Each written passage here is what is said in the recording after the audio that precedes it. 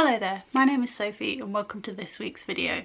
Today I thought I would talk about the books I want to read this year. Last year I set myself a reading challenge of 12 books to read one a month and I did fairly well. I got to 9. I know a lot of people will set 30 or 40 books, but whilst I was a reader when I was a kid, it's something I fell out of love with when I studied English literature at GCSE and A-level. So throughout my uni years I probably read 2 books collectively. So last year I wanted to step it up a gear. So I managed 9 out of 12, which, considering the year before I think I read 1, and the year before that I probably read nothing, I'm pretty chuffed with myself. But this year I'm more determined. So a little backstory about my collection of books. When I was a kid I was a massive reader, and my family used to go on holiday in a place called Ashbourne in Derbyshire, and near there is a town called Buxton? And just outside Buxton there was a bookshop called Brearlow Bar, and it was a massively discounted bookshop. I used to buy probably 10 to 12 books for 40 quid, which seems like a lot of money, but is also a lot of books for that kind of money. If you went to spend that money on Waterstones you'd get 2 or 3, maybe 4.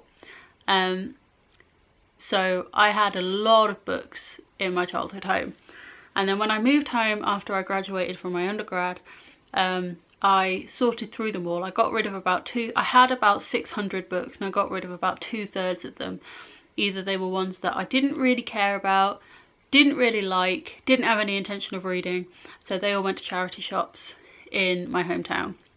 And the books that I had left were the ones that I wanted to read and either keep and reread or donate to charity shops if I didn't like them.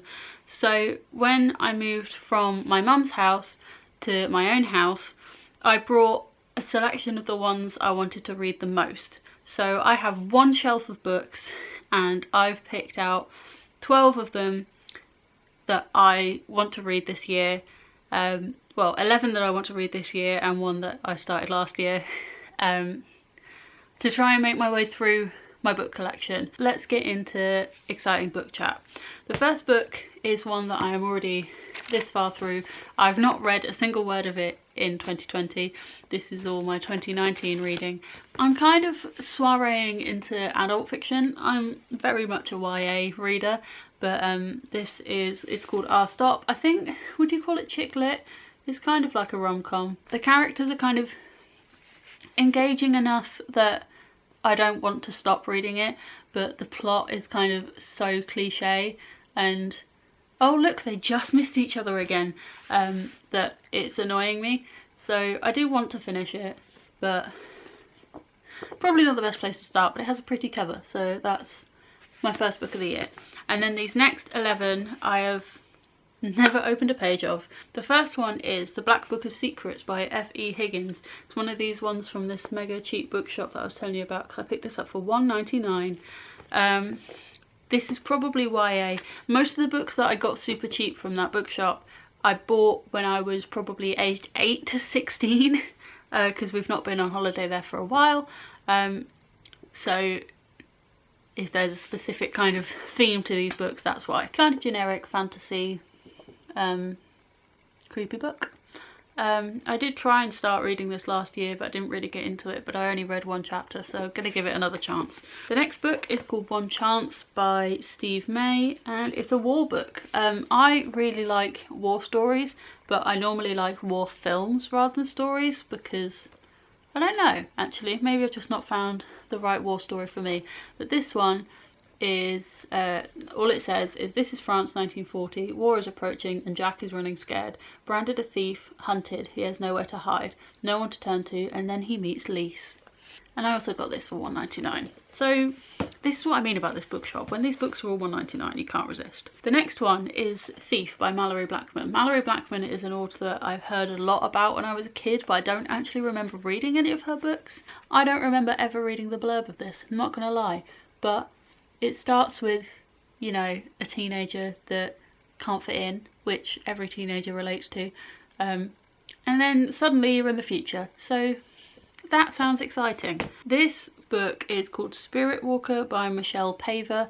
It says it's part of the Chronicles of Ancient Darkness, so now I'm wondering if it's actually the first in the series. It's got a really nice texture to it. It's not just like a normal book, it's got a textured cover, and I really appreciate that.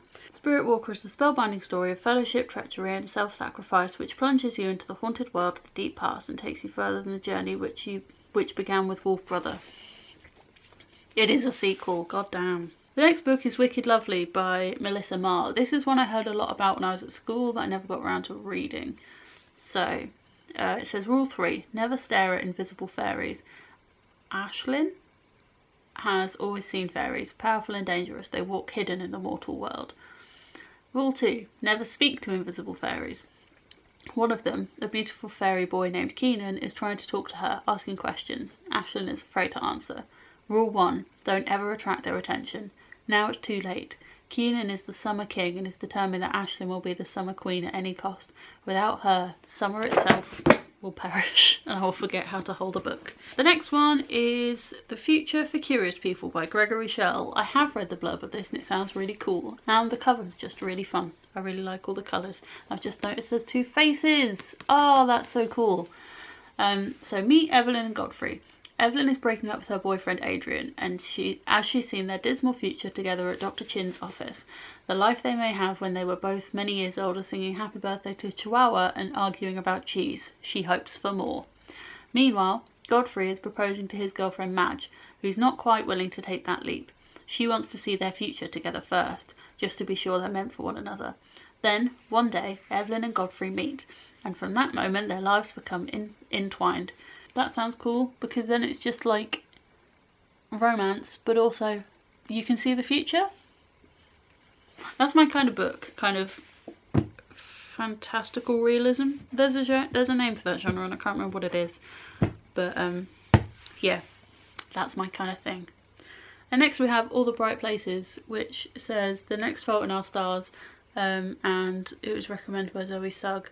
So this was one that made its round like a few years ago and I never got around to reading it.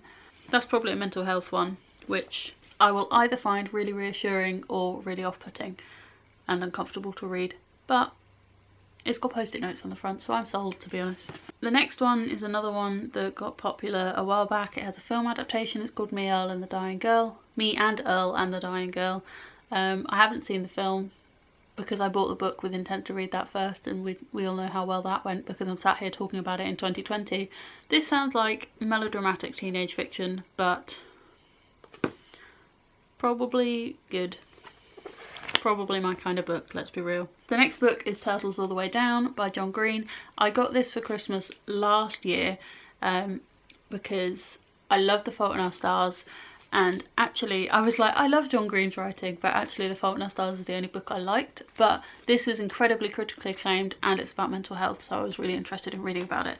I don't really know much about it, I just know that lots of people said it was good and I've liked one of John Green's books. The next 2 are non-fiction books that I got for Christmas. Let's start with this one. I got Mrs. Hinch's book, partially because I need to learn to clean my house. I know it sounds really dumb, but I've never been taught how to clean and I've just about figured it out, but I think this is going to have some good tips. The last one is called Notes on a Nervous Planet by Matt Haig. I've seen a lot of people who talk about mental health online talk about Matt Haig. People have said this has changed their lives, so I think this could be really interesting. So there are 11 books and a sequel that I don't have the prequel to that I would like to read this year. I will be replacing this with something else, but we'll leave that as a fun and exciting cliffhanger because that's how fun and exciting my life is at the moment. If you like this kind of content, do let me know, because I've never really talked about books before on this channel, because before last year I didn't really read that much, and I know some people will say that 9 books isn't a lot, but it's a lot more than I was reading before. So progress is progress. Otherwise, thank you so much for watching. Hope you're having a great 2020 so far. Are we still early enough in the year for me to be able to say that? Who knows? Thank you for watching. Hope you're having a great day. And I'll see you next time. Bye!